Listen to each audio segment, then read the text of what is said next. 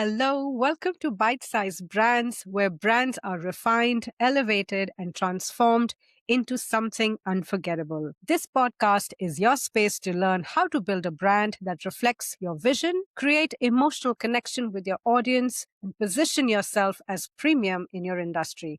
With short, powerful episodes and inspiring guest features, you will gain the clarity and confidence to step into your next level. And I'm your host, Kusha Kalra from the Bespoke Designs. And today we've got an amazing guest, Dina, with whom we're going to be talking about how to build an AI proof personal brand. And I'm very, very excited about this topic. But before we dive into all things AI and sales, Dina, thank you so much for joining us here today. Can you please share a little bit more about your journey and how you became so passionate about helping coaches build businesses through relationships? Absolutely. Thank you, Kusha. It's such a pleasure to be here, and congratulations again on launching your podcast. I'm really excited about the lineup of speakers that come out. So, absolute pleasure to be here. I've been supporting coaches for the last almost 7 years, and I support coaches who have declared that they are going to follow their purpose into business. And the reason why I'm so passionate about this, listen, my approach is very different from let's go in and build you a funnel and automate everything. I actually believe that one of the greatest gifts of a coach is to build a safe environment wherein their clients can thrive and truly unleash their potential and become the highest version of themselves. Why should we not bring this into our sales process? So my approach in teaching coaches how to build a business and particularly how to sell their coaching services is absolutely relationship driven and therefore relies on trust. Learning Beautiful. how to do that is something that I did when I was a fundraiser. I'm German. I moved to the US very young as an expat when I was 19 years old, and I ended up working as a major donor fundraiser for arts organizations. Imagine if I had gone to any one of our donors who paid anywhere between $2,000 and $200,000 in donations to our organization in a fiscal year and being like, I'm going to add you to a funnel, or here's an automation. No, donations were raised over lunch. Donations were raised because I knew our donor's wife's name and the wife's sister's name and their children's names, because I checked in on their birthday, because I wished them good luck on a big project. Right? When you understand how to infuse trust into the relationship that you build with someone and sell through service, everything becomes, and this is a quote from my clients, more enjoyable. Who knew sales could be enjoyable, right? So I learned this approach as a fundraiser, and then having a business background, a lot of my industry colleagues started coming up to me and saying, "Hey, Dina, I have this idea for how to create impact through my art, but I don't know about the business. You know business, can you help me?" So very quickly working in my 9 to 5, and this is just a bit of background of why I even became an entrepreneur myself. Very quickly I realized that both for myself and for those colleagues that were coming to me asking for business consulting, the 9 to 5 was never going to provide us with the freedom that we desired, freedom of location, freedom of choice, freedom of financial aspects, but also the freedom to create our impact that we wanted, that we saw was required in this world and needed in this world. And the 9 to 5 was never going to provide us with the resources or the belief to actually go and create something that could become a vehicle for the impact and the purpose that we envisioned having ourselves in this world. A business can do that, and a business can do that uniquely. So that's why I became a business owner, and that's why I'm so, so passionate in helping, particularly coaches, though at the time nonprofit leaders and for-profit leaders, with following that purpose into business ownership. I love that. And I think this is a beautiful journey. And I can totally see that energy in you, which is reflecting of keeping sales easy, keeping it more by building that relationship, by catering to those small nuances and details which matter and not really about those systems and funnels and tech side of things.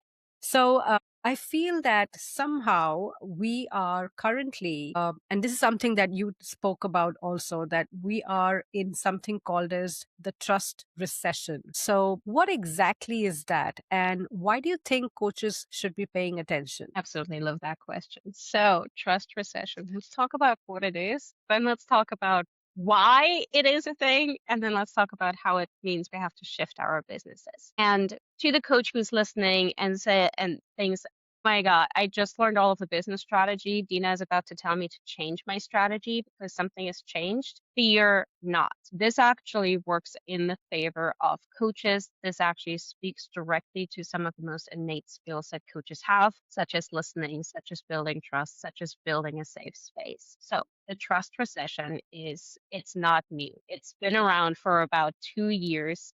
And it's essentially an occurrence of customers no longer being willing to just hand out faith, to just hand out trust in offers and in service providers. And so we've seen a recession of customers being willing to nilly-dilly hand over anywhere between $50 and $10,000, meaning we have to do our very best to double down on the actions, the offers, and the places wherein we can build trust with our ideal customers. Pedaling back a little bit from that, why are we even in a trust recession? What happened? Well, COVID and AI happened. So very quickly, during COVID, a lot of coaches, quote unquote coaches, flooded the market with very mediocre offers with absolutely no coaching ability, training, certification, or skill, only to make a quick buck online. Now, if you don't know how to coach someone, or if the only reason you became a coach is because you just overcame a big transformation in your life and now you think you can lead others through that same transformation, you have no business being a coach. Being a coach, yes, means embodiment of the journey that you support your clients with, but being a coach, first and foremost, means understanding how to ask a question, understanding Mm. how to support your client from moving out of scarcity into abundance, from moving out of victim mindset into ownership, from moving from a fixed to a growth mindset. And you can't just do that by offering an inspirational quote, right? So this is why a lot of consumers of coaching have become a lot more wary of coaching service providers because frankly there is a lot of coaches still in the business that have no business being in the business. For those of you who are listening, that's great news because that means you get to stand out simply by being phenomenal at what you're doing. Not only does that help you acquire clients, but of course, it's going to help you retain clients for sometimes a lifetime. The second reason we're in a trust recession, of course, is AI. Artificial Mm. intelligence has enabled just about anyone to pretend to be online or to create a persona that is online and sells on their behalf. I find myself speaking with people, with service providers in the DMs. And at one point, if it's not clear to me, I find myself asking service providers, hey, is this an AI bot or is this a real human talking to me? And you can tell, especially if you're a service provider yourself, you can tell. And if the answer gives me a weird feeling in my gut, that usually means that yes, this is an AI bot. So in a world where we don't even know if we're speaking with a human or if we're interacting with a bot, or worse, if we're interacting with an AI persona and we don't even know who sits in our basement moderating that persona, of course, all of us listening included, and our potential clients are going to take a step back and be like, I don't want to be coached by an AI bot. I want to be coached by a human. So I promise this is good news. This is good news because the way to circumvent the trust recession is by doubling down on human relationships. We have to slightly adjust, or should I say, coaches are now invited to go back to what they're naturally good at doing in their business. We have to adjust what we sell, where we sell, and how we sell. Let's go through that. We have to change what we sell. Don't, if you love one-on-one high ticket coaching, don't do away with that. But you want to insert a layer into your offer ecosystem that allows your ideal customer, not someone who can't afford your one-on-one ticket, but your ideal customer to gain trust in you. So you want to think about, okay, great, what is a smaller offer that sits at a low to no risk investment that provides an insane amount of value and helps my dream client overcome that first hurdle that they all have that will then get them into following the path towards the greater transformation. If you don't already have that lower ticket trust building offer in your ecosystem, that would be a priority item on your to-do list. Because what you want to do is you want to build your internal buyer list because it's become so much easier to sell directly to internal buyers, people who, even if they've given us $50 before, that's not going to make a big difference to your bottom line. But that customer has now gained trust in you in your methods, and in themselves and their ability to actually realize the transformation. They're 10 times more likely to buy a higher ticket item from you than someone who's simply been on a sales call with you. Where you sell. If you don't already have some form of long form content in your ecosystem, you want to get into long form content. You're listening to long form content right now. If you love YouTube, go on YouTube. If you love Substack, that's where you can find me because I love writing. Get your booty on Substack. Your ideal customers, premium buyers, are returning to long form content because what is it that they seek? What is it that you seek? Thought leadership, in depth analyses, reflections, analysis, critical thought, and not regurgitated trends on Instagram Reels. So, where you sell, long form, and I'm going to say analog because you can't send a robot to a conference yet. So the more you can insert opportunities to serve your community in person, a retreat is the creme de la creme of that. But what about a dinner, a networking dinner, a meetup, a luncheon, a workshop in person? I'm running on one on Thursday, a conference you can go to as a speaker or as an attendee. Imagine how much more quickly you can build trust analog. And of course, and this is the big topic for today, how we sell has to change. If your business still relies on automations and funnels and you never once have spoken to a follower on Instagram unless they reached out to you preemptively, you're missing a huge sales opportunity. And that gap between what you're not doing and the opportunity is only going to become bigger and bigger. So I'm going to leave it there because I know we're going to talk about relationship-based sales in a little bit, but that's the trust recession. I love this. I think you couldn't have explained it more in detail than what you just did. And yes, this is crucial. We are going through that trust recession for sure. And I I feel that it's having like another afterthought here where you said that there are still so many coaches who have been, and I still see them all across my feed. Okay. They are talking about Mm. focusing on content, get your systems in place, get your funnels in line, have automation for you because you will have stress free business. But why do you believe that having a relationship first selling will create like that new competitive advantage? Yeah, I mean, there's many reasons for that, right? First of all, I'm not against AI. I'm not against funnels. I'm not against automation. I want you to have an easeful business. But let's set the record straight. If you're looking for passive income, then figure out a way to put as much money as possible into the market, into an EFT, into an index fund. That's your passive income. If you're choosing to become a business owner, passive income is sort of a lie, especially for coaching, right?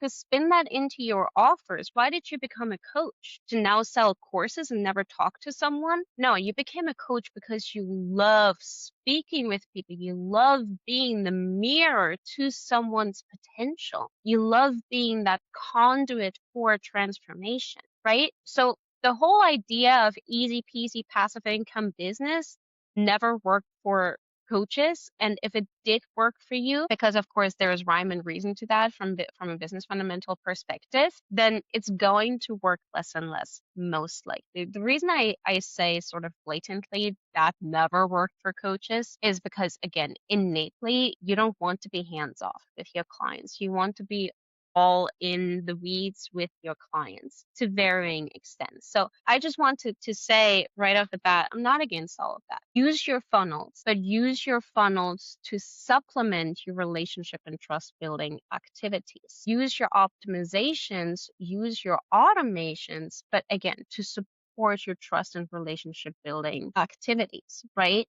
So, and I would say the hard line that I want to draw here is use your funnels and your AI for anything that's ops related, but keep optimization and AI out of the actual sales process. So if you come across an app that promises to infuse AI into your DM conversations with potential customers, run the other way. Run the other way. That is the quickest and the most expensive way to destroy trust with your ideal customers at scale. So optimize for efficiency so that you have more capacity and time at your hand to be in the DMs with your followers, to qualify your leads personally, to send a voice memo. And now Because I'm in conversation with a lot of early stage coaches, I'm going to add to this too. If you're listening to this and saying, well, but Dina, how can this work at scale? Like, I don't have time for that. First of all, if you're an early stage coach, you absolutely have time for that.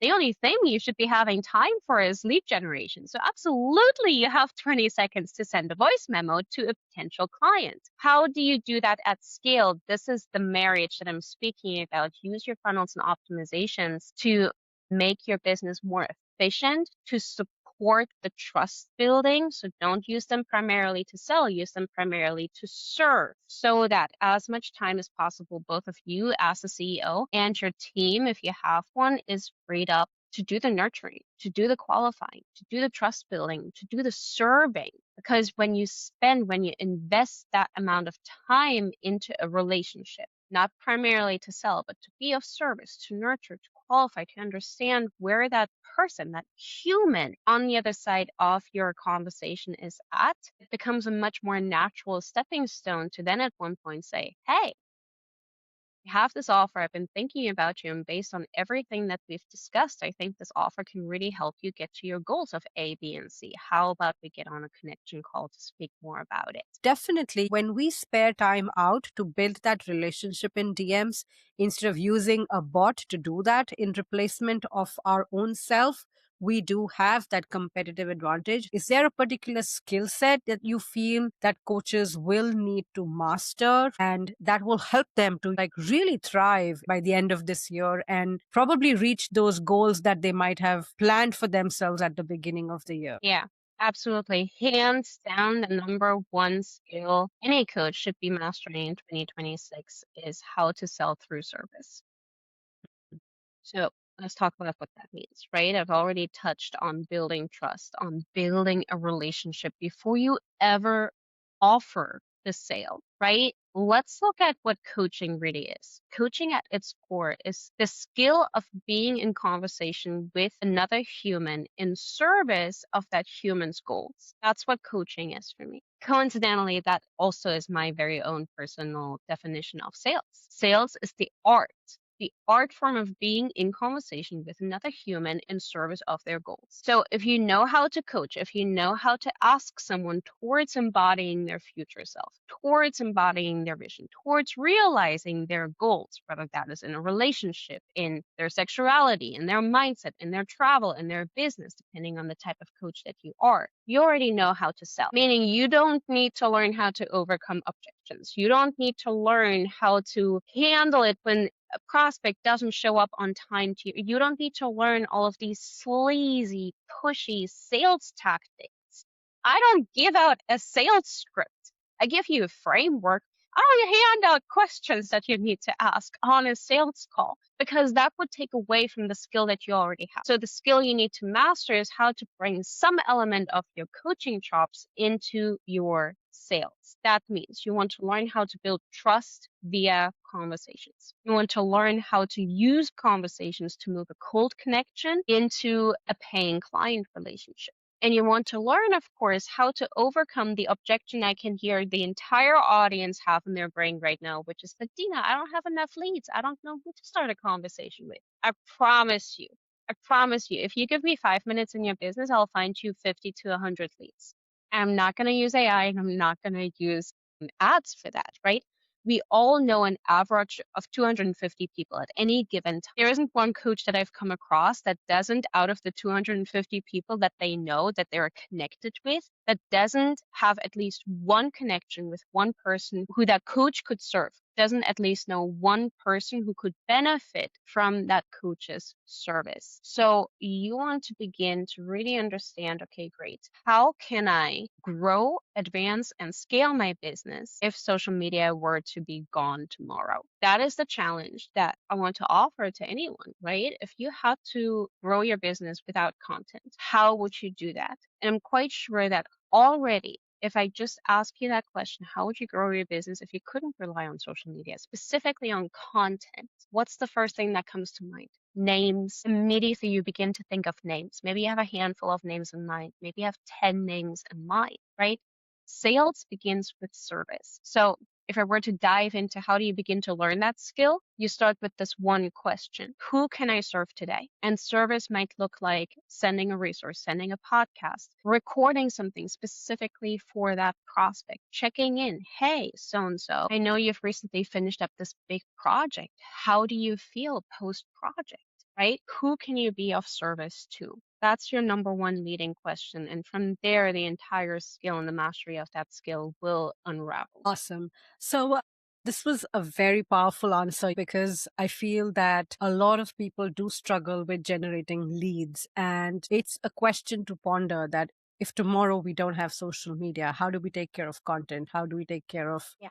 sales? How do we take care of building our business? Because everything is super reliant on social media. I mean, we've made it all about social media, really, but you've kind of changed the entire perspective around if there's no social media, then what? And can we still build our businesses just like old times, And what are those ways that somebody could do that? So I do know that you teach coaches to spend 90 minutes a day on one specific activity, which can help them to consistently generate clients. Can you share for our audience what exactly does that process look like? Of course, and with pleasure. Now, before we dive into the process, and the process is, it doesn't have a name really, but let's call it the Power Service Hour. And rather than just teaching you the theory of selling via service, it actually just gets you into being of service to your community. So I'm going to walk you through what to do in these 90 minutes. But I want to start this off at a sort of out of left field point that I think is really important for especially early stage coaches who might still be a little afraid of selling, not because you're afraid of saying the wrong thing, because you're afraid of rejection. You're going to hear to what to do in these 90 minutes, and you're going to reach out to me and say, hey, Dina, can I outsource this to an appointment setter? Can I outsource this to a VA or to a team member? And here you can go ahead and ask me that question, but here's my answer. Yes, you can. However, you cannot outsource the responsibility to make sales in your business. You cannot outsource the inner or the taking care of the inner fear that you have of rejection. A business owner, and you are a business owner who doesn't know how to sell, who hasn't mastered the art of selling, who avoids sales is not going to succeed long term. So yes, you can outsource, but only once you have mastered this process yourself. Because else, how are you going to teach a team member how to sell your product? Ultimately, you're responsible for your own paycheck, for the own financial well-being of your business, and thus for the paychecks that hopefully you will cut continuously on a regular basis on time to your team members. So you can outsource this once you have embodied it. If you're afraid of it, then let's go and have a conversation about how your inner parts and your childhood parts are showing up in your sales process. That is something you want to handle. That is something your business requires you to handle. So, with that being said, let's look at the Power Service Hour. If you do this 90 minutes every day, 5 days a week for the next 3 months, my gosh, I'm so excited for what you're going to see in your business. Now, this hour does include for you to actually post something. Right? So I sneakily asked you, how would you build your business if you didn't have access to content? Of course, you want to put up something on your social media, on all of your social media channels. That is one way of serving your audience. So go ahead and do that. But the ultimate goal of the Power Service Hour for you is to touch at least 50, if not up to 100 relationships every single day. Every single day. Not every week, not every month. I'll talk, if we have time, we can talk about how to get to that many people. But honestly, it's way easier than you think it is. What do you do during these 90 minutes? You want to touch between 50 and 100 relationships. Where do you start? Now, your default is going to be, I have to find more leads. So I have to post, I have to figure out how to go viral, I have to do cold outreach. Yes, you need more leads, but probably not as many as you think. So when you think about how can I advance, how can I serve a relationship today, you're going to start with your current clients and check in with your current clients. These are 10K plus clients. These are $50 clients. You check in with the list of people that have or are currently buying from you. You check in with them on their progress, how they feel supported, where they're at, what more support they're looking for, how they're doing with moving towards their goals. Then you're going to check in with your past clients, anyone who's paid you in the last 6 to 18 months. If they haven't heard from you, they probably kind of forgot about the amazing things you were able to do for them. You check in with them. Hey, so and so, how is A, B, and C going? Can't wait to hear from you. And then you move out from there, right? So you start with your inner circle and you move out, out, out, out, out from there. You have your active clients, you have your past clients. You want to then look at warm leads, people that you've started a conversation with, people that have been on consultation or sales or coaching calls with you that didn't buy, people that requested a resource but never downloaded it, referral partners, people that in the past have referred clients to you or you have referred clients to them. And then you're going to look at new leads. So right off the bat, you see how there's just a wealth of leads in your existing network already. Your job during the Power Service Hour is for you to actually go ahead and serve these relationships. How do you serve these relationships? Well, start here. Who can I serve today via a resource, a check-in, a voice memo, a podcast, a link? Who can I make an offer to? Who can I invite to a connection call? Who can I ask for a referral? And who can I go ahead and follow up with or further qualify? If you ask yourself these questions every day, you're going to get a really good head start with the Power Service Hour. Now, I want to circle back to what I just said, 50 to 100 relationships touched every day. Kusha, I even saw your eyes go a little wide. You're like, really? Does she mean a day? Yes, I mean a day.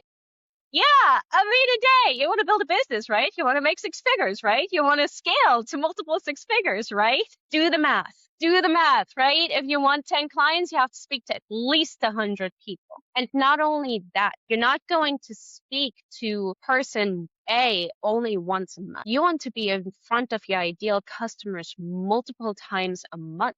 You want to be top of mind because by the time they're ready to buy, they're probably going to think of, I don't know, the last 3 to 5 people that I recently spoke with, not the person that they spoke with once, like 6 months ago. They're going to speak with the person that recently interacted with their post, that recently sent a check-in message, that recently followed up with them, right? So you're cycling through your list of relationships, continually adding to that. That is service in action. That is sales in action. If you do this regularly, you're not going to be able to make 5 offers tomorrow. You're not going to be able to make 10 sales the next week. But if you do this regularly, and I truly do mean daily, because that's your job now to make sales. If you make this daily, within, I would say 3 months, 3 to 6 months, depending on your business experience, depending on if you work with a mentor or not, you're going to be able to, at the very least, make an offer every single day. An offer doesn't mean a closed sale. An offer means, hey, I have this thing. I was thinking of you. I think could benefit you. Do you want to talk about it?